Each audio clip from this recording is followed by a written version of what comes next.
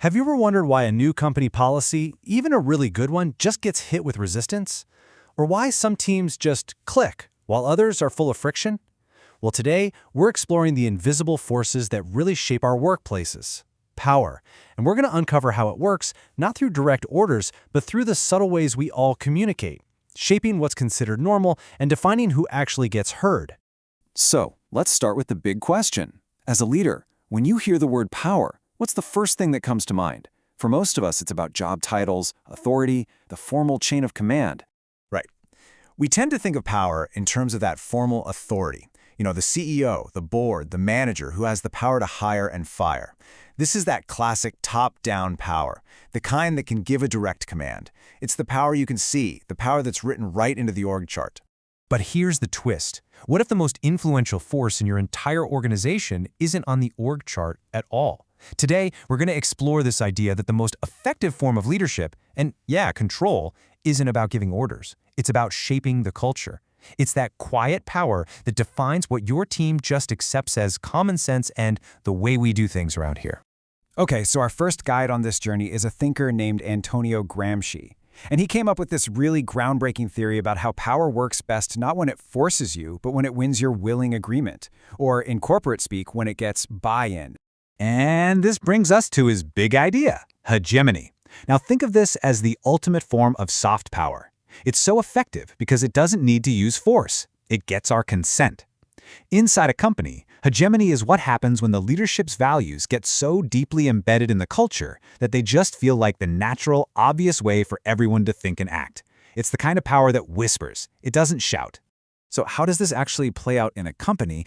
It's not some grand conspiracy. It's built day by day through company rituals, all-hands meetings, and even Slack channels. For example, think about how we celebrate employees who work late and answer emails at all hours. What that does is it reinforces the idea that total dedication means being available 24/7. And pretty soon that becomes common sense, which is a great way to mask serious issues like burnout or understaffing. These ideas aren't just thoughts. They become the very fabric of the company's culture. Now, this offers an incredibly powerful lesson for any leader who's trying to drive real change. You can't just launch a big new initiative with a single splashy announcement. Gramsci would call that a war of maneuver.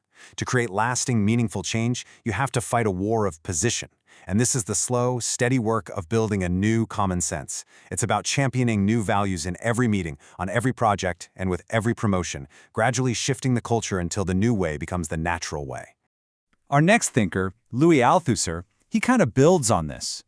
He looked at the specific structures in society that don't just influence what we believe, but that actively shape our professional identities, how we see our own role within the workplace.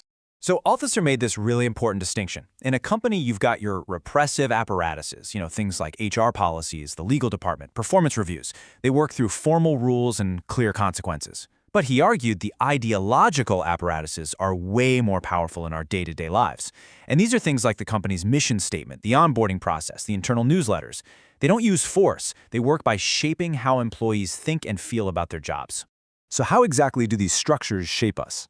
Althusser's key idea here is something called interpellation. It's the process where we are hailed, or kind of called into, a specific role. From the very moment you're labeled a high-potential employee or a great team player, you're being handed an identity and a whole set of expectations to live up to within the company's unwritten script. Althusser had this perfect, simple example. Just imagine a police officer on the street yells out, "Hey, you!" The second you turn around, you're recognizing yourself in that call. You're accepting your position as a subject of the law. The really interesting part is that we don't feel forced, we feel seen. And this happens all the time at work. When a manager says, "As our new team lead," or a company-wide email addresses you as a valued innovator, you're being hailed into that role, and you almost instinctively adjust your behavior to fit it. All right, this brings us to our final theorist, Michel Foucault, and he offers a truly radical way for leaders to think about this. For Foucault, power isn't something a manager just has. Nope, instead, it's a network that flows through every team and every conversation, and it's completely tangled up with what the organization decides is knowledge or data. And this is Foucault's central concept, power/knowledge. You can't separate the two. In business, a data analyst definitely has power because of their knowledge of the metrics. But that knowledge what gets measured, how we interpret it, which KPIs we decide are important, all of that is defined by the existing power structures of the company. From this point of view, objective truth isn't just out there waiting to be discovered, it's actively produced by the system itself. So what does this kind of power look like on the ground? First, it's diffuse. It's not just coming from the C-suite, it's in every single team meeting. Second, it's panoptic, which is just a fancy way of saying all-seeing. Think about open plan offices or those shared digital dashboards.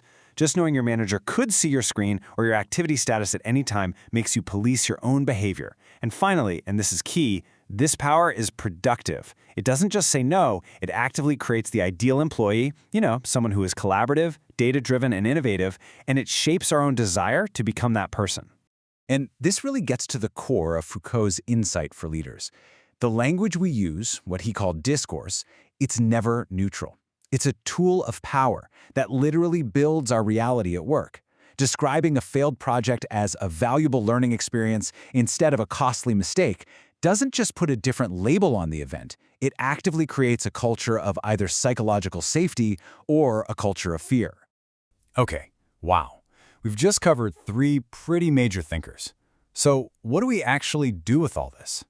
Let's try to bring these theories together and see how they give us this incredibly powerful new lens for understanding the world around us. So let's just break it down and put it all together. Gramsci gives us the what, the culture, the unspoken rules. Althusser gives us the who, how we get shaped into our professional roles. And Foucault, he gives us the how, the actual language and data that are used to define what success and failure even mean. Each one is a different lens you can use to see how your organization's culture is really being built, a lot of the time completely unconsciously. And the key takeaway here is that these are not just abstract academic theories. They're a practical toolkit for becoming a better leader. Seriously. You can use these ideas to audit your own team's communication for hidden biases, to finally understand why a certain message just isn't landing, and to see how the language you use every day as a leader is shaping your team's reality. And this is exactly why this stuff matters for anyone in a leadership position. What these thinkers show us is that, yeah, power is everywhere, but that means the opportunity for positive influence is also everywhere. Communication is never just a one-way street. If your company's internal jargon can accidentally create a culture of exclusion, then it can also be used intentionally to build a culture of trust, of inclusion, and of real, genuine innovation. So, I'll just leave you with this one final thought to chew on. Understanding these hidden forms of power, it gives you a whole new sense of agency as a leader. It pushes you to ask, what story is our current culture telling right now? And more importantly, as a leader, how can I start writing a better one?